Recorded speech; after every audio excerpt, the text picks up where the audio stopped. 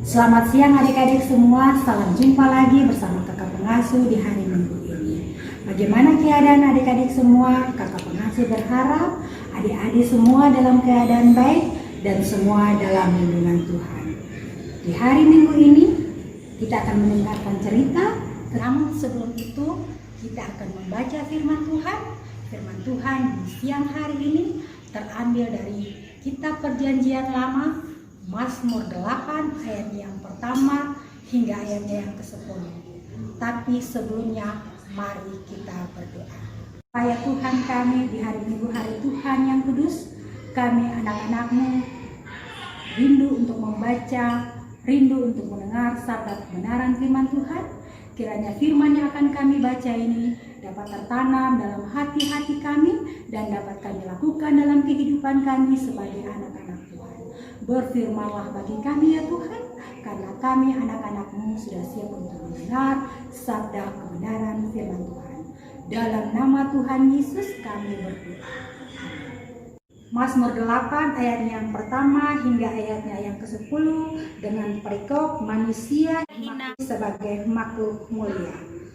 Untuk memimpin beduan menurut lagu Gitit Mazmur Daud. Ya Tuhan, Tuhan kami, betapa mulianya nama-Mu di seluruh bumi. Keagungan-Mu yang mengatasi langit dinyanyikan dari mulut bayi-bayi dan anak-anak yang menyusui. Setelah kuletakkan dasar kekuatan karena lawan-Mu, untuk membungkamkan musuh dan mendendam. Jika aku melihat langit-Mu buatan jari-Mu, bulan dan bintang-bintang yang Kau tempatkan, apakah manusia sehingga Engkau mengingatnya? Apakah anak manusia sehingga Engkau mengindahkannya? Namun Engkau telah membuatnya hampir sama seperti Allah dan telah memakotainya dengan kemuliaan dan hormat. Engkau membuat dia berkuasa atas buatan tangan-Mu. Segala-galanya telah Kau letakkan di bawah kakinya. Kambing domba dan lembu sapi sekalian, juga binatang-binatang di padang, burung-burung di udara dan ikan-ikan di laut, dan apa yang melintasi arus lautan. Ya Tuhan, Tuhan kami, betapa mulianya nama-Mu di seluruh bumi. Demikian firman Tuhan di saat ini. Adik-adik yang diberkati Tuhan, hari ini kakak pengasuh akan membawakan cerita tentang asal-usul manusia. Kakak pengasuh pilih cerita dari Pulau Serang, yaitu cerita tentang Putri Hainiwele atau Putri Kelapa. Ketika orang Sera masih berdiam di Nunusaku, kehidupan mereka sangatlah tentram.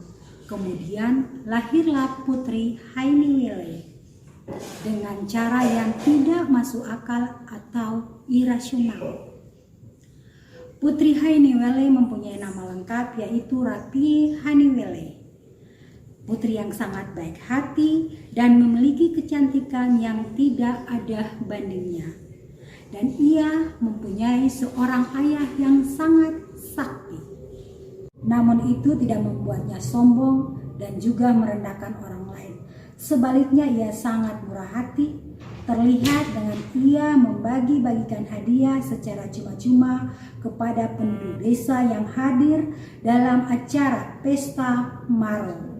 Kecantikan dan keistimewaan Rapia tersohor kemana-mana, sehingga banyak pemuda, termasuk anak-anak raja dan kapitan, yang ingin memilikinya dan membuatnya sangat kagum.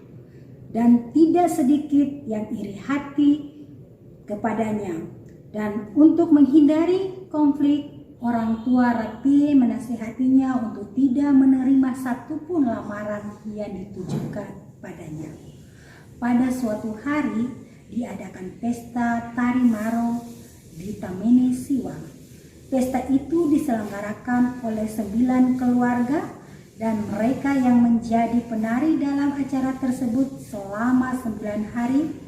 Para penari membentuk lingkaran besar di mana perempuan-perempuan duduk di tengah-tengah lingkaran sambil menyuguhkan sirih dan pinang. kepada setiap penari pria. Pesta berlangsung pada malam hari hingga pagi hari dan berlangsung selama 9 hari. Namun tempat pelaksanaan dari hari yang pertama dan hari-hari lainnya berbeda. Putri Hanuele juga diundang dalam pesta Maro itu. Ketika ia tiba di tempat pesta itu, ia menjadi pusat perhatian semua orang yang hadir saat itu karena kecantikannya.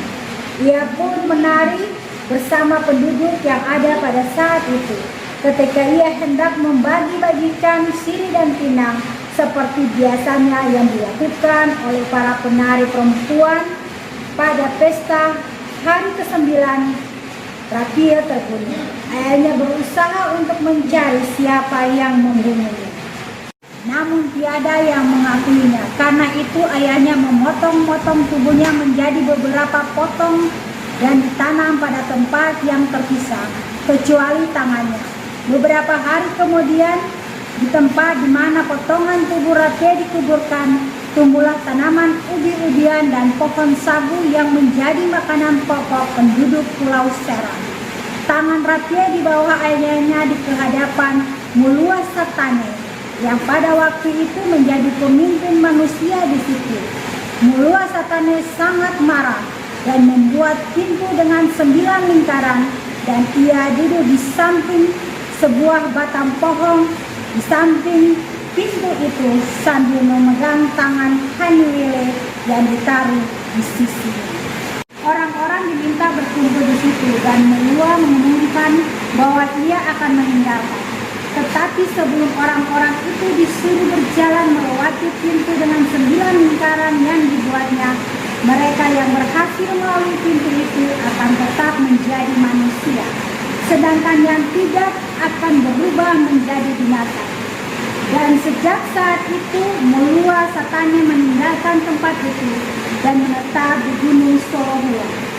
Cerita lain tentang asal-usul manusia di Seram ialah cerita tentang manusia putih di dalam kopi sagu yang ditemukan oleh Utu Ama dan saudaranya Nutu Sabunau di desa Besik di dusun Sanawe, Seram Utara. Contoh cerita rajak ini merupakan suatu cermin yang mencerminkan bagaimana suatu kelompok manusia memahami realita manusia itu sendiri, bahwa antara manusia dan dunia saling memiliki keterhubungan. Manusia Seram tidak dapat melepaskan diri dari alam yang kaya dan menjadi sumber hidup mereka. Alam itu patut dijaga dan dikembangkan demi kelanjutan hidup generasi mereka. Dari cerita ini terdapat sebuah prinsip bahwa ada keterkaitan antara satu dengan yang lain. Manusia Seram dengan alamnya sebagaimana ubi-ubian dan sagu yang berasal dari potongan tubuh Raphael Hanuele. Manusia adalah ciptaan Allah. Keyakinan dasar ini mengawali pandangan Alkitab tentang manusia, bahwa manusia diciptakan dengan memiliki tubuh secara fisik. Ia digambarkan sebagai debu, atau bisa lihat dalam Kejadian 2 ayatnya yang ke-7 dan Kejadian 3 ayatnya yang ke-9. Ia menerima hidupnya dari hembusan nafas Allah, sebagaimana halnya dengan binatang-binatang. Atau bisa lihat dalam Kejadian 7 ayat 14, 15, dan 22. Tetapi manusia memiliki keunggulan di antara binatang-binatang, karena ia dijadikan menurut gambar dan rupa Allah, yang katong bisa lihat dalam Kejadian 1 ayatnya yang ke-26. Kenyataan ini mengangkat manusia sebagai karya Allah yang besar dan satu-satunya ciptaan di antara ciptaan yang lain yang dapat memasuki hubungan persekutuan dengan Allah Sang Pencipta. Keberadaan manusia sebagai ciptaan Allah membuat manusia memiliki identitas sebagai kesaksian Alkitab sebagai berikut.